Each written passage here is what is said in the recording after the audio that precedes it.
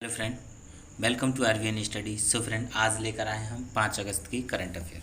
ठीक है, जिसमें आपके लिए पहला क्वेश्चन रहेगा कि विश्वविद्यालय अनुदान आयोग यानी यूजीसी ने हाल ही में कितने विश्वविद्यालयों को फर्जी श्रेणी में डाल दिया गया। तो दोस्तों, जो फर्जी श्रेणी में डाले गए हैं उनकी संख्या है तुम्हारी 24। कितनी है?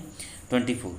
ठीक है, धर्मेंद्र प्रधान जो कि केंद्रीय शिक्षा मंत्री हैं, इन्होंने हाल ही में यूजीसी के 24 विश्वविद्यालयों को फर्जी श्रेणी में डालने की घोषणा की है। ठीक है, अब ये बात कर लेते हैं कि धर्मेंद्र प्रधान 2 अगस्त को कब जानकारी दी है। 2 अगस्त को तुम्हें जानकारी दी। इसमें स्वयं संस्थानों को फर्जी घोषित कर दिया गया है। संस्थानों को नियम का उल्लंघन का आरोप है, हालांकि इनके खिलाफ कोर्ट में मामला विचाराधीन है भी। इसके अलावा भारतीय शिक्षा परिषद लखनऊ उत्तर प्रदेश एवं भारतीय योजना के संबंध संस्थान IIPM कुतुब कनक्लेव दिल्ली नामक 2 संस्थानों को यूजीसी अधिनियम 1956 में उल्लंघन कर काम कर रहे। तो शिक्षा परिषद ने लखनऊ को IIPM नई दिल्ली के मामले में अदालत विचाराधीन है। ठीक है, तो इसके थ्रू इनको क्या कर दिया गया? अयोग्य घोषित कर दिया गया है। नेक्स्ट क्वेश्चन की ओर बढ़ते हैं कि निम्न में से किस कोर्ट ने तमिलनाडु सरकार द्वारा रमी एवं पोकर, रमी क्या है दोस्तों? रमी एक गेम है और पोकर भी एक गेम है, जैसे ऑनलाइन गेम्स पर प्रतिबंध लगाने के लिए कानून को रद्द कर दिया गया। तो ये तुम्हारा हाई कोर्ट है। ये कौन सा है? मद्रास उच्च न्यायालय। मद्रास उच्च न्यायालय ने हाल ही इसको रद्द कर दिया गया। ठीक है, अब वो जो मद्रास हाई कोर्ट है, मद्रास से तमिलनाडु का क्या है? पहले राजधानी हुआ करती थी चेन्नई का ही पुराना नाम क्या है? मद्रास। ठीक है, इसमें गेम पर प्रतिबंध लगाने वाले कानून को रद्द कर दिया गया है। पीठ ने TN गेमिंग और पुलिस कानून संशोधन अधिनियम 2021 के भाग 2 को असंवैधानिक घोषित कर दिया गया। इसके तहत साइबर जगत में सट्टेबाजी, दावा लगाने का प्रतिबंध लगा दिया गया। पीठ ने कहा है कि जिस संशोधन को रद्द किया गया है उसे ऐसा माना जाना चाहिए कि जो तर्कहीन किया गया हो। पीठ ने कहा है इसीलिए अदालत संविधान के उल्लंघन के रूप में संशोधन को पूरी तरह रद्द कर देती है। ठीक है, नेक्स्ट बात करते हैं कि दिल्ली के मुख्यमंत्री अरविंद केजरीवाल ने हाल ही में कितने नए प्लेटफॉर्म को लॉन्च किया गया है।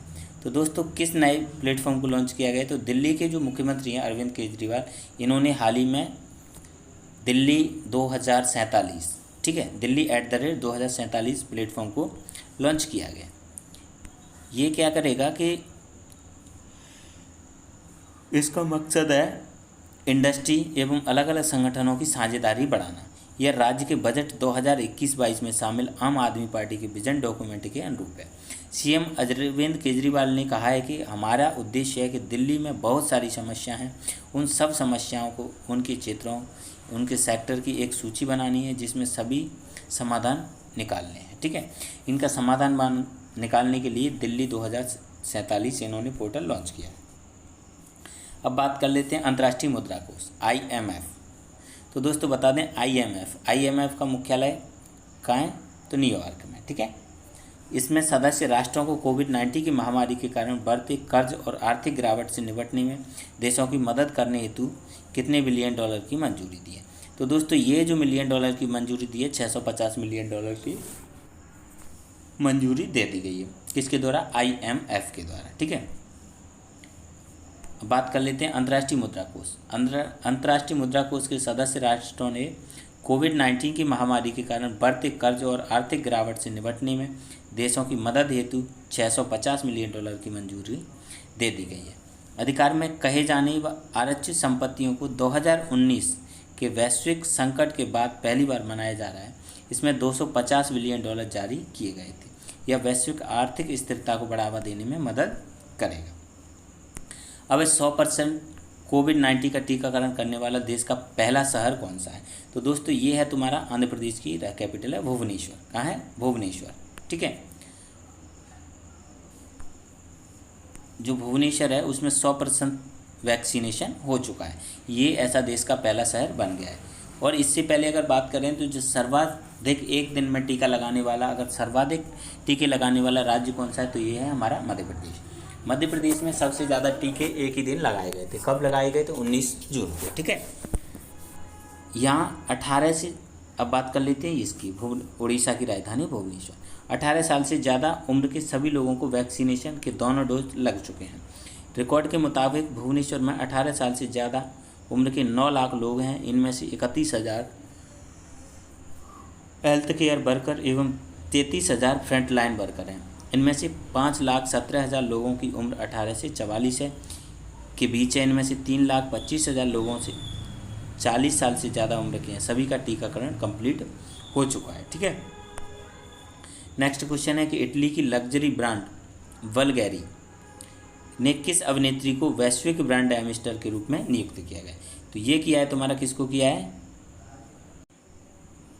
प्रियंका चोपड़ा को किया है। किसको किया है? प्रियंका चोपड़ा को नियुक्त किया है। ठीक है, अब बात कर लेते हैं जो लग्जरी ब्रांड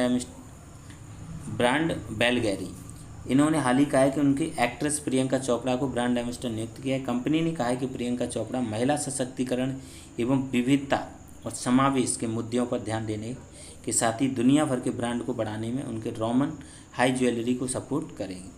ठीक है, इटली का लग्जरी ब्रांड एम्बेसडर अपनी ज्वेलरी, यानी कि जो लग्जरी ब्रांड वल्गैरी है, ये केस की है तो ये ज्वेलरी से संबंधित है। ठीक है, इसमें जेम्स घड़ी एवं परफ्यूम के लिए जाना जाता है। इसके साथ ही लेदर के सामान भी बनाती है। ठीक है, नेक्स्ट बात करते हैं, हाल ही में किस देश ने विश्व प्रसिद्ध एंटी शिप मिसाइल हार्पून का joint common test JCTS Bharat को देने की घोषणा की है? तो किसने की है? बात कर लेते हैं किसने की है, फटाफट आप बताइए कमेंट बॉक्स में। अमेरिका ने। किसने की है? अमेरिका ने। तो इसका आंसर क्या होगा? अमेरिका। ठीक है, हार्पून को देने की घोषणा किसने की है? अमेरिका ने की है। किसको? भारत को देने। अमेरिका ने प्रसिद्ध एंटी शिप मिसाइल हार्पून का joint common test JCTS Bharat को देने का फैसला लिया है। अमेरिका ने $82 मिलियन करीब यानी 6 अरब 9 करोड़ 20,87,500 रुपये की anti ship harpoon missile deal को मंजूरी दे दी गई।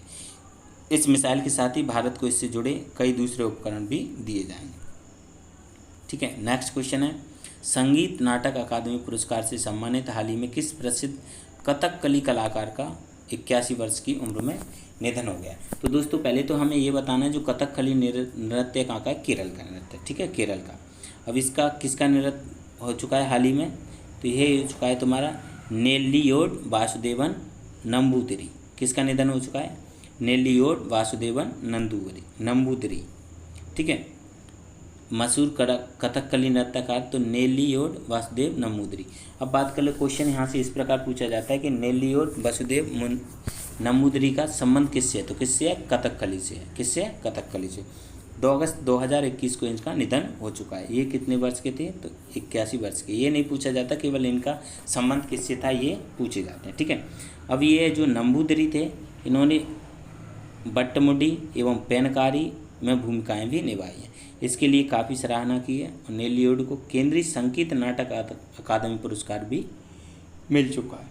ठीक है, केरल संगीत नाटक अकादमी पुरस्कार भी केरल सरकार कथकली पुरस्कार सहित कई पुरस्कारों से इनको सम्मानित किया गया। तो दोस्तों ये हो गया है आज का आपका करंट अफेयर।